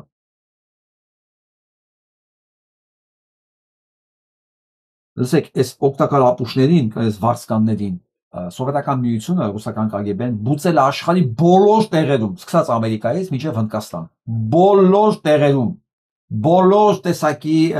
համայնքներում, ժուրնալիստների մեջ, արվեստագետների մեջ, դասախոսական միջավայրերում, գրող նկարիչ բոլոր տեղերին բուծնել է։ Սա KGB-ի ձեռագիրն է։ Այն բոլոր ձախաթևյան ազատ մտածողների հովանավորները, շարժումները հիպիներից սկսած հովանավորվել է KGB-ի կողմից։ Սրանք դրա թևերից են, ու ամիսներով Հայաստանում են այս պրոֆեսորները, չգիտես ո՞ր է պրոֆեսորները։ Ամիսներով Հայաստանում են, որ խոսան, որ այս ամեն ինչի մեղավորը, գիտեք ով է։ Փաշինյան Նիկոլը մենակ չի։ Հռոմի պապնա, մասոններն են, Անգլիանա, Ֆրանսիանա, Ամերիկանա, բոլորը բացի ռուսներից։ Բոլորը բացի ռուսներից մեղավոր են։ Սա գործունեությունն սա է։ Ես, քանի որ մտել ենք բանի, էլի նույնս եմ ասում, շրջան Isn't հատ սրանց ցույց են տալու առանց խնայելու սրանք ով են որ ես խնայեմ սա ռուսական ագենտուրան է հիմա հարց այս ռուսական ագենտուրայի դեմ պայքարող ճակերտավոր եմ ասում պայքարող տխմաններին որոնք սենց էլ էս նախորդների նման սրանց գործունեությունը ապահովող թույլ տվող հովանավորող քաջալերող ով է Հայաստանում Եթե ոչ Հայաստանի կազմակերպությունը, Հայաստանի կառավարությունը։ Դե պատասխանեք այս հարցից։ Դե պատասխանեք։ Ով է եթե ոչ Հայաստանի կառավարությունը։ Հայաստանի կառավարությունը, որը նույն 5-րդ շարասյունն է թուրքական մոտիվներով։ Մեկին ասում են, ախր չի լինի, համասում եք, լսեք, Նիկոլը միջև Պուտինից դաբրո չի ստանում։ Չի կարա ոչ Ալիևի հետ խոսա, ոչ Էրդողանի հետ խոսա։ Ինչ որ ինքը խոսում է Ալիևի Էրդողանի հետ, ուր գնում է, ինչ բանակցությունների մասնակցում է, բացառապես այս ամեն ինչը ոչ թե Պուտինը դա ժամանակներ չունի, Պուտինից ներքև լիքը մարդ է, հիմա Կիրիենկոն է, չէ՞ նշանակած տարածքի նայող։ Այնտեղ զեկուցվում է, համաձայնվեցվում է, որ հանկարծ նավիճոկը միամիտ չկա իր ձեռներին կպնի։ Այսինքն Հայաստանի թուրքացումը դա Պուտինին է պետք, որտեղ ավելավա լինի Հայաստանը թուրքացված կամ հանկարծ պոկված լինի, որտեղ իրաք թուրքերի հետ ոչ մի հակասություն չունեն, սա պատմական փաստ է, իրանք էլ ասել են ավելավա տարածաշրջանում լինի սա թուրքական, քան ֆրանսիական լինի հանգարց, իրանական լինի կամ հնդկական լինի, որոնց վրա իրանք ոչ մի ազդեցություն չունեն եւ հարաբերություններ չունեն իրար նկատմամբ իրար փրկելու։ Իսկ այս տարածաշրջանում երկիր կա, որոնք փոխսնուցված անոթներով կապված են իրար, դա Ռուսաստանն ու Թուրքիան է։ Թուրքիան կյանքում չի թողելու, որ Ռուսաստանը վերանա, Ռուսաստանն էլ ամեն ինչ անելով հանկարծ Թուրքիան չվերանա։ Որտեղ երկու ցեղասպան պետություն միայն իրար հետ կարող են իրար օգնելով մնալ ջրի վրա։ Այդ ընթացքում իրար խփեն, կհայոյեն, իրար ինչ ասես կանեն, սանկցիաներ կանեն, բայց դա ոչնչացման համար չի։ Ավել փայ փախցնելու համար է։ Ինչ որ միտեղ, բայց Հայաստանի հետ կապված հարցում իրանք ունեն 100-ամյա համաձայնագիր, դա կոչվում է ռուս-թուրքական համաձայնության բարեկամության պայմանագիր, կնքված դեռ Լենինի եւ հաստատված 2021 թվականի էլի Պուտինի կառավարության կողմից 100 տարի անց։ Հասկացեք, դա ռուս-թուրքական բարեկամության եղբայրության պայմանագիրն է եւ այս ամբողջ հարցերը լուծում է այս համատեքստում։ Այսինքն սրանց մեջ ոչ մի հակասություն չկա Նիկոլի ու այս ռուսական 5-րդ շարասան։ Հակառակ, սա մեծ ներդաշնակությունը, որ ռուսական 5-րդ շարասանը պետք է աշխատի իշխանությունը գրավի, որ ժողովուրդն էլ ասի աման հանգարց Ռոբերտ Քոչարյանը հանգարց հետ չգա, բայց արդեն Ռոբերտ Քոչարյանի հետ գալու վրա ժողովուրդը թքացել ունենա։ 3 անգամ ավելի անմեղ է հիմա երևում Ռոբերտ Քոչարյանը իր հադեշավոր տեսքով, քան արդեն Նիկոլ Փաշինյանը։ Այսինքն սրանք չեն հասկացել, որ այս խաղը էլ չի աշխատելու, չի աշխատում ախպեր։ Բայց Ռուսաստանի մոտ մեկ է կլի Փաշինյան Նիկոլը, թե Ռոբերտը էքստեր իրանն է։ Հասկացաք, բայց մենք ապուչ չենք, որ մնանք այդ խաղի շրջանակների մեջ։ Հիմա լսենք ինչ ասում Տաթևիկ Հայրապետյան։ Փաշինյանի վարած քաղաքականության շնորհիվ այժմ Ալիևի ախորժակը ավելի մեծ է ու ավելի մեծանալու է։ Ամբողջ պատմությունը դրա մասին է։ Ամբողջ պատմությունը դրա մասին է։ Ինչ տալիս ես, էլի պետք է տաս, էլի պետք է տաս, էլի պետք է տաս, միջև էլ տալու բան չունենաս։ Որովհետև իրանց խնդիրը ինչ որ մի բան ստանալը չի, իրանց խնդիրը մեծ առումով քեզ ոչնչացնելն է։ Էրդողանն ասել է, չէ՞, իր գրքի մեջ գրել է, որ Ալիևը, այդ ասում Ալիևը, հայ Ալիևը, Նիկոլ Ալիևը, որ սրտին կպած դրած էր, այդ գրքի մեջ գրած է, որ Հայաստանը իրենց սրի ծայրին մնացած ուղակի բան է, լաթի կտոր։ Հայաստանը իրենց սրի վրա մնացած ինչ որ հետք է, որը պետք է վերացվի։ Սա է նպատակը։ Ու միջև սրան չհասնեն, իրանք չեն հանգստանալու։ Ու այդ իդիոտների շերտը, որ մտածում են, որ ես ասած մի բան տվեց, դրանով վերջանալու է, չէ՞ Լևոն Տեր-Պետրոսյանը, որ ընդամենը 8%-ն է համարում իրեն ամենավատը։ Դա միշտ ասում է, չէ՞, տանկ որ խաղաղ ապրենք։ Հիմա մեկը չկա դե դոշերից բռնի հավաքի, ասի այ վիժված, բայց տվեցինք խի խաղաղ չենք ապրում։ Տվեցինք մի բան էլ ավել տվեց Նիկոլը։ Այն ինչ որ պետք չէր կարող տալ, դա էլ տվեց ու պատրաստ է իմ ամեն ինչ տա։ Բա ո՞նց է մենք խաղաղ չենք ապրում։ Բա ո՞նց է իրանք էլի են ուզում, էլի են ուզում, էլի են ուզում, էլի են ուզում։ Ինչի՞։ Որովհետև դա իրենց քաղաքականությունն է։ Ինչ է ձեզ թվում է դա Լևոն Տեր-Պետրոսյանը չգիտեր, իհարկե գիտեր։ Բայց լինելով իրանց կադր, ինքը պետք է ապահովեր, չէ կարող ասել, չէ Հայաստան միանգամից պետք է տանք։ Չկա Հայաստան, տոտալ խաղաղություն է։ Չէ ինքը պետք է ասել տանք, որ խաղապանք, ես մի փոքր մասը տանք, հետո լավ ես մի հատ էլ կտանք, հետո ես մի հատ էլ կտանք, ախորժակ ուտելուց է, չէ բացում։ Ըմբռնումով է պետք մոտենալ, մի քիչ էլ տանք, մի քիչ էլ տանք, մի քիչ էլ տանք, միջև ժողովուրդը հասկան, մեկը տեսնում է, ինքը ճանապարհ չունի շարժվելու։ Հիմա արդեն ոչ թե ինքը պիտի տա, հիմա արդեն ստիպված է տալու, որովհետև պաշտպանվելու հնարավորություն չկա։ Ամբողջ քաղաքականությունը խաղը կոպիտ ասած սրա մեջ է։ Իսկ մինչ այդ Ադրբեջանը իր բանն է, քարոզչությունն է անցկացնում։ Հիմա էլ Հորդանանում Ադրբեջան Ադրբեջանի մշակութային ժառանգության հետքերով խորագիր գիտաժողով են անցկացնում մարդիկ, հա։ Լուրջ։ Ու Հորդանանում մեզ հարց եմ տալի։ Այն դաշնակները անելիք չունեն ստե։ Ինչա Հորդանանում կառույցներ ունենք, բան չունենք։ Հայ համայնք չունենք։ Բայց քանի որ Հայաստանի կառավարություն չունենք ու այդ դաշնակներ կոչվածներն են նույն ռուսական ագենտուրան է, Չեն խանգարում այս ամեն ինչի մեջ։ Չեմ մտնում անակը, ոչ մի բան չեն անում։ Ես ասում եմ, ստեղ նույնիսկ Նյու Յորքում ազատ անկախ երկիր, չէ՞։ Ցույցեր եք ուզում անենք դաշնակների եկեղեցին, ասես չէ, մենք չենք միանալ ես։ Որովհետև եթե մենք պահանջենք մեր զինվորների վերադարձը, դա հակառուսական ցույց է դառնում։ Մենք մեր օրակարգում ենք։ Տեսեք, սա Ամերիկայում է, ազատ, չէ՞, ով է ռուսից վախենում, բայց չէ։ Չէ, Ջորջ ջան, չէ։ Այդքան էլ այդպես չի։ Եվ այսպես։ Վերադառնում եմ ամեն ինչի արմատներին, բոլոր խնդիրների արմատներին։ Գիտեք, ես ինչքան հաճախ եմ անդրադառնում դրան։ Հնարավոր չի կեղծիքով հասնել ինչ-որ արդարացան, բացառվում է։ Մենք գիտակցելով կամ չգիտակցելով, մենք փորձել ենք միշտ տեղավորվելով, ինքներս մեզ խաբելով, ինչ-որ հաջողությունների հասնել։ Բայց տեսեք արմատներն ինչքան խորն ամեն ինչի։ Սա Էջմիածնի տակն է։ 1958 թվականին են հայտնաբերել սա։ Սա մայր տաճարի ավագ խորանի տակն է։ Սա Մեհյանի վրա կառուցված,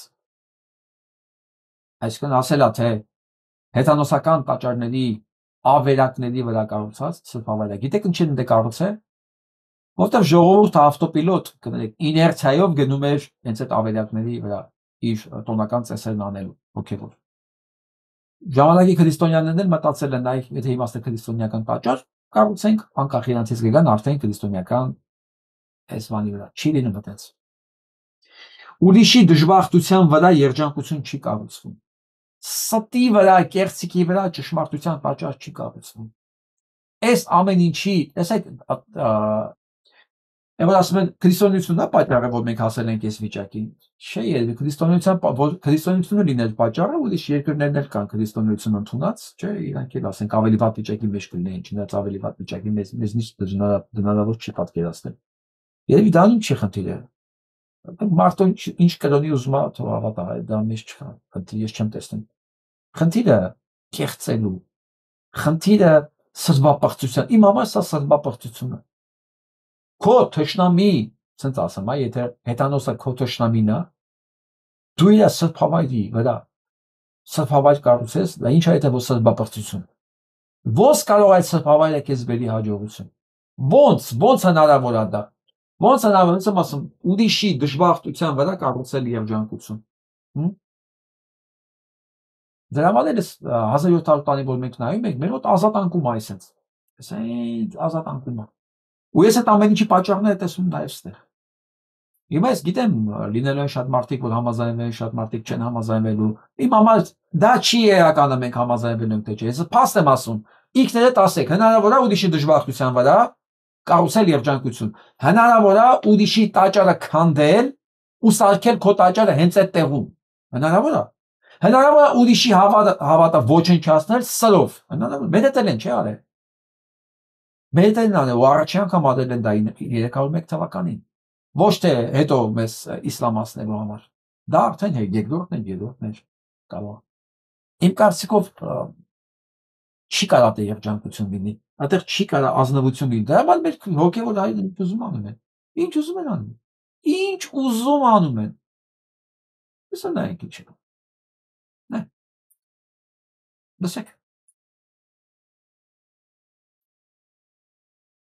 Ասում եք ինձ ոչ ոք ոչ խնդրել, ոչ պահանջել, ոչ թելադրել է, ոչ էլ ծրագիր է տվել եւ չի էլ կարող։ Ինչու մինչև վերջ այդ դեպքում չքաղաքականացակ, միգուցե այդպես ավելի հեշտ կլիներ հաջողության հասնել։ Նայեք, ես չեմ համարել, որ մեր շարժման էությունը, բովանդակությունը քաղաքական է։ Ես Դսեցիք դուք դա ընկերներ։ Ով կմտածեր 1 տարի առաջ այդ շարժումը, որ ուզում էր Հայաստանը փրկել, գյուղերը փրկել, հա, ցուցկացումից Հայաստան ազնելուց, որ շարժումը քաղաքական չի։ Ինչ եք կարծում, եթե այս մարդը տեքստը, այս խաչը վզին կախած այս փարիսեցին, Եթե մեկ տարի առաջ բեմից ասեր, մեր շարժումը քաղաքական չի։ Ով կմտածեր, բայց ինքը հանեց, չէ՞ ասեց, ես մտնում եմ քաղաքականություն։ Ինքը հանձնեց, չէ՞ իր դիրքերը։ Հիմա դուք զարմացած եք, ես զարմացած չեմ։ Որովհետև եթե տակը ամեն ինչի տակի կեղծիք ու սուտ կա, դրա վրա չի կարող լինել կառուցված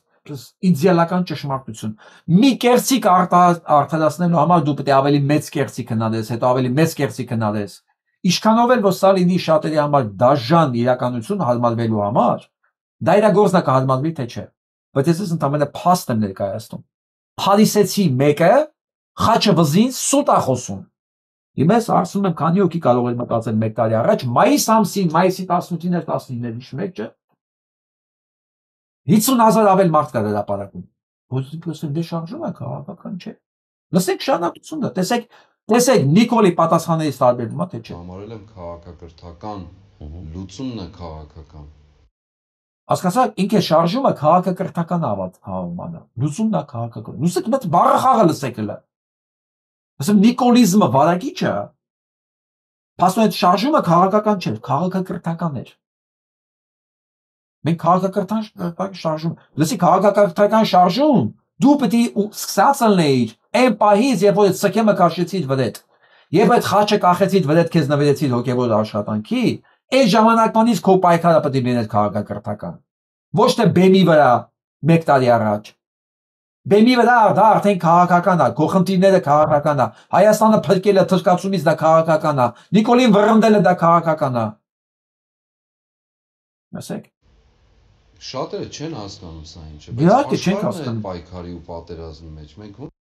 լսեցիք, շատերը չեն հասկանում աշխարհը պայքարի ու աշխարհը ինչ կապ ունի մեր հետ։ Աշխարհը քաղաքակրթական պատերազմի մեջ է, դու բերվել ես, դու ելել բեմ քաղաքական նպատակներ լուծելու համար։ Իսկ այդ քաղաքակրթական պատերազմը երբեք չի վերջացել։ Մենք չենք էլ հիշում դա երբ հասկսե, դա հաստատ մի տարի առաջ չի սկսե։ Ու դու չես կարող քաղաքակրթական այդ պատերազմի կամ շարժման առաջնորդը մնես։ Ո՞վ ես դու։ Շարքային քահանա, դու այդ գործը պետք է սկսած լինեիր ամբողջ քո գիտակցական կյանքում։ Ինչպես ցանկացած մի գիտակից մարդ մեկը, բայց քահանաները առավել եւս, որտեղ իրանք իրենց կյանքը նվիրել են դրան։ Իսկ համար քեզ պետք է որ բերեին հասնեին, բեմ 50,000 մարդու կանչեր ասել, արի, Նիկոլին վռնդում ենք, հետո ասում են, դա ով է, մի քաղաքական չենք նպատակ է տապնդել, հա։ Լսեք, շարունակությունը լսեք։ Ոնց կարող ենք այլ լինել։ Այո։ Քաղաքական, այո, լուծումը, այդ վերջին լուծումը պետք է լինի քաղաքական։ Ուզենք, չուզենք, սիրենք, չսիրենք, դա այդպես է։ Եվ դա հիմնական մեծ մասով քաղաքական գործիչների կամ իրենց միջոցով իրականացնելիք ճանապարհն է։ Բայց ինչ գործ ունեիր այնտեղ։ Բայց ինչ գործ ունեիր այնտեղ։ Դու մի հատ քաղաքական գործիչ բերեիր դնեիր, ասեիր ես եկել եմ քեզ օգնելու։ Այ ինքն է քաղաքական գործիչը, ինքը քաղաքական առաջնորդը, ես քաղաքակրթականն եմ։ Ես ապահովում եմ իմ ներկայությունը, իմ հեղինակությունը, այս մարդիկ կարող է իմ համար են եկել։ Ես քաղաքական նպատակ չեմ լուծել ուստի։ Իմ խնդիրը քաղաքակրթականն է։ Բա քաղաքական գործիչ բերեք դնել, կողմից ասել ախպեր, տալ է շարժումը։ Վերացի քաղաքական պայքարի, որովհետև առանց քաղաքական պայքարի չես կարող դու Փաշինյան Նիկոլ փոխել։ Նրանք առաջ։ Ես միշտ էլ ասել եմ, կարող եմ բարձրացնել, հասցնել մինչև այն բարձրակետին, եւ ի վերջո մենք հիմա ինչ տառապանքի մեջ ենք, քաղաքական թե քաղաքակրթական։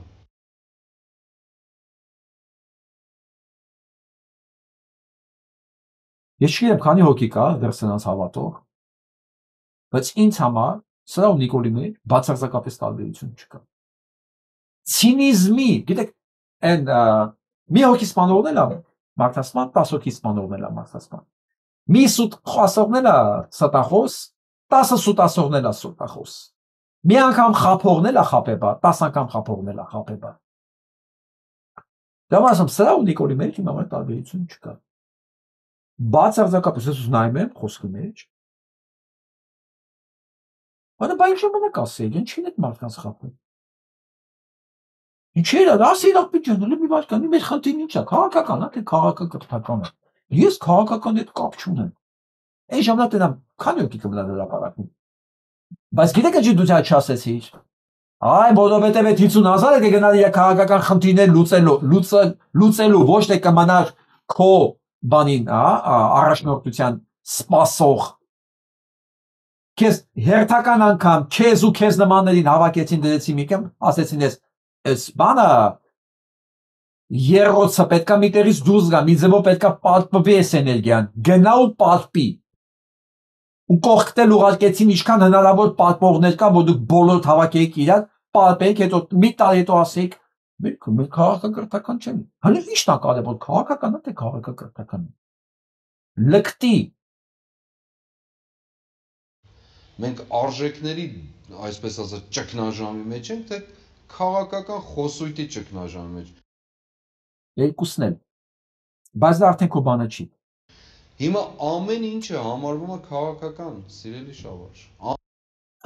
Լսեցիք։ Լրիվնիկորնա։ Հայ ամեն ինչ քաղաքական է հիմա։ Ամեն ինչը, բայց ես ասում եմ Հայաստանում, մեր երկրում, ինչպես նաև կարելի է ասել ամբողջ աշխարհի տարածքով, բայց հատկապես մեր մասին խոսենք։ Քաղաքական կյանք գոյություն չունի։ Քաղաքական կյանքը որտեղ է երևում արտահայտվում։ Շավարժ, ասելիք չունես, եղբայր։ Ո՞նց ես աբսուրդը լսում։ Չա քեզ ասել են շատ չներես դա։ Ազգային ժողովի ամբիոնում, չէ՞։ Հիմա այդ ամբիոնը ինչին է ծառայում։ Մի քանի օր առաջ եք ընդամենը դուք ականատ։ Լավ։ Ես ամասին արդեն գիտեմ։ Հասկացեք, ես չեմ կարող Բագրատ հոգևորականի փոխել ու դա իմ ֆունկցիան չի ընդհանրապես։ Ես դա խնդիրը չեմ դրել, չունեմ։ Ամեն մեկ իր ֆունկցիան ունի, մանավանդ, որ իր ֆունկցիան ինքն էլ չի որոշել։ Դրել են ֆունկցիան, ասել են գնա արա։ Ուզում ես այդ պաշտոնը, ուզում ես մնաս այնտեղ, պետք է անես, որտեղ ի սկզբանե ես դու այդտեղ բերվել հենց այդ նպատակով։ Ես իմ ասում եմ, այդ խնդիրը ես չունեմ լուծել։ Իմ խնդիրը ցույց տալ, այսպես ձեռի վրա բացատրել, ասել, հրապարակել, որ մարդիկ երկրորդ անգամ չմտնեն նույն գետը։ Իսկ դեռ անցած տարի հունիսի 12-ին պարզել, որ սա հերթական Բագրատ գետադարձն է։ Ես այն ժամանակ ասում եմ, չէ, հիշում եք երևի ասում եմ Բագրատ, այսքանից հետո դու երկու ճանապարհ ունես։ Կամ դառնում ես Գևորգ 5-րդ կաթողիկոսը, հայտարարում ես Սարդարապատ, կամ դառնում ես Բագրատ գետադարձ։ Ինձ ասում էին, չէ, հնարավոր չի, ինքը այսպես տղա է, այսպես անցյալ ունի, ինքը հեղափոխական է, դու չես ճանաչում, այ մա կասում եմ, հա չեմ ճանաչում։ Ասեք ինձ, ես սխալ եմ, ապացուցեք, որ ես սխալ եմ, գնաց ապացուցեց, հիմա էլ եկել ասում եմ, այդ պայքարը քաղաքական չէ, մեր խնդիրները քաղաքակրթական է, մենք դա գիտենք, մենք դա գիտենք։ Գոհեք շատ։ Չէ, ռուսներից շատ դժգոհ։ Ինչ արել է ռուսն արել, այնքան հայ չի արել, ինքան ռուս։ Սա ռուսի շնորհքն է, ասես դա։ Դիք է եղել, որ ոչ մի բան չի եղել։ Եկել են հավայի գյուղերը հանել տարել մարդկանց։ Այդ տունն էլ հեշտ, տեղն էլ հեշտ, մարդիկ իրաց գերեզման են ոչ թողեն գան։ Այս հələ խառը խշտիկա գալիս են, բա հետո ինչ ալնելու սրա մեջ։ Ինչու եք դժգոհ ռուս խաղաղապահներից։ Ոչ մի բան չեն անում։ Ոչ մի բան աբսոլյուտնի։ 9 ամիս է այս երեխեք սոված ծարավ Ղարաբաղ, վերջի մեջ շնորհակալությունը էս է, ես չի ռուսի արածը։ Բա 20 թվի ինչ թողար հետ գնայի Ղարաբաղ։ Լա երեխեք ստեղ էին տղամարդիկ էինք դե, կմնայինք ինչքան էլ կարայինք թասիբով, ինչ կլներ։ Սան էլ ավելացնեմ։ Ոչ մի դիրք չեն թողել վերականգնել։ Եղածները պայթացրել են, զենքերն էլ խլել են, հույսով է դարել են ամեն ինչ լավ կլինի, վերջում էլ ասել են չէ, դուք դիգնաս։ Դու դատացեք, սրանք էլ այս միամիտ արցախցիներն էլ դրոշներն էին պահում, էլ տորտեր էին սարքում, են դե մի խոսքով։ Սա ես չեմ ասում, սա արցախցին է ասում։ Սա արցախցին է ասում։ Այսօր Թուրքին պաշտպանել, Փաշինյան Նիկոլին, Ռոբերտ Քոչարյանին, դե ռուսին նույնն է, նույն թուրքն է։ Այսինքն սա մի համաբան է, գոյացությունն է, որի նպատակն է Հայաստան պետականությունը վերացնելը։ Ինչպես վերացեցին Արցախը։ Հաջորդը Հայաստանն է դրված։ Եթե սա մեզ դաշտ չի այսքանից հետո, դա նշանակում է մեր վրա ոչ մի բան չի կարող ազդել։ Մենք բան ենք։ Մենք անդրդվելի ենք, հա, մենք այսպես կարող ենք անցնի բանը, մեկ էլ Ստալինի արձանահայտների մեր մետրոներին։ Սա մեր չի, իհարկե, Ռուսաստանի մետրոն է, հա, Ռուսաստանի մետրոն է։ Ստալինը։ Ես որ ասեցի Ստալինի արձանն են ասեցին հնարավոր բան չի։ Հա, Ստալինի արձանը չի, Ստալինի այսպես քանդակն է մետրոյի մեջ։ Այն Ստալինի ասում են, որ մեր Արցախը նվիրեց Ադրբեջանին, Նախիջևանը նվիրեց Ադրբեջանին ու դարձավ 40 միլիոն մարդկանց կոտորածի հեղինակ։ Հիտլերը 20 միլիոն է կոտորել Սովետում։ Ստալինը 40 միլիոն, բայց Հիտլերը դահիճը, Ստալինը յուս։ Գանք մեր ընկերներին, իրանք նա լսենք։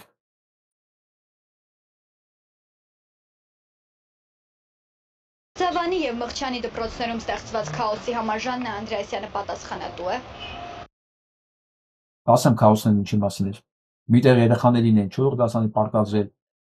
Պարտադրել, նարկոտիկ էին քսել։ Սասկել էին բան, նարկոման, երեխեքին գցել էին կախվածության մեջ։ Մյուշտերներ դասատուն ցուցական քարոշչություններ անում, հարցնում են նախարարը պատասխանատու է, թե չէ, տեսեք ինչ հորակապ պատասխանատու է։ Ճիշտ ասած, ես տեղյակ չեմ ինչա, բայց Ժաննա Անդրեասյանը ես որպես նախարար մի վարքան չէի պահի։ Կարող եմ հիմնավորել ինչի համար։ Եթե մի երկրի կրթության նախարարի պաշտոն զբաղեցնող ասում է, որ Գարեգին Նժդեի մտքերը ֆաշիստական են, այսինքն դա ասում է Ադրբեջանը, Ռուսաստանը եւ Հայաստանի կրթության նախարարը, ես դրանք կես րոպե չէի պահի պաշտոն։ Ընդհանրապես դպրոցից ու կրթությունի շատ հեռու կպահեի։ Մերձավանի եւ Մղչյանի Իդեալական պատասխան։ Ես նես ուրախանում եմ տեսում հայ մարդը ինչքան ինքը արդեն տեղեկացված է։ Հակառակ դեպքում են քվեարկության արդյունքները, այն որ ձեզ ցույց տվեցի,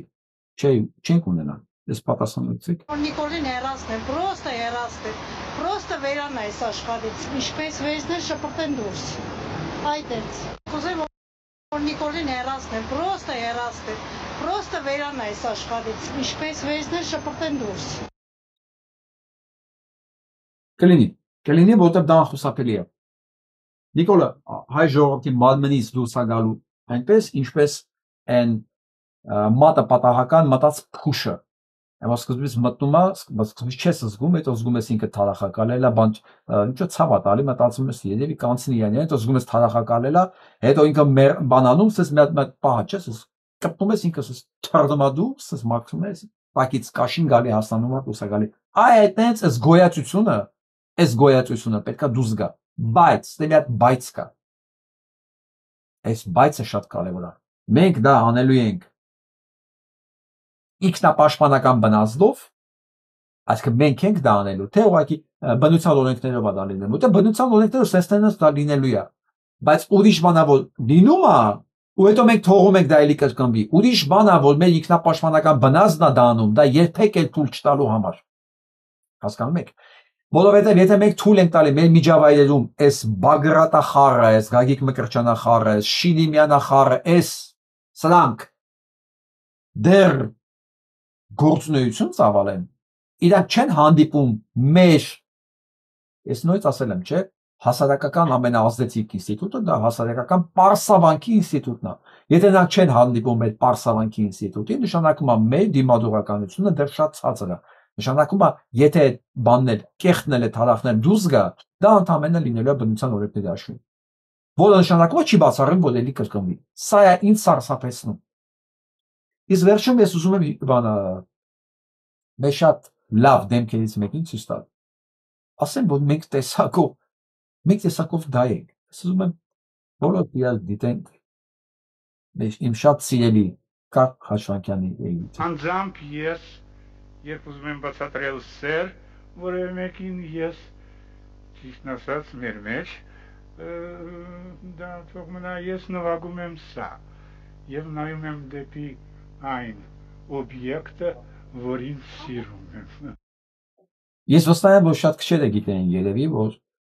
բացի շատ տաղանդավոր եւ ունիկալ դերասան լինելուց, բացի Կառլ Խաչվանյանը ուրախապ դաշնամուր է նվագի։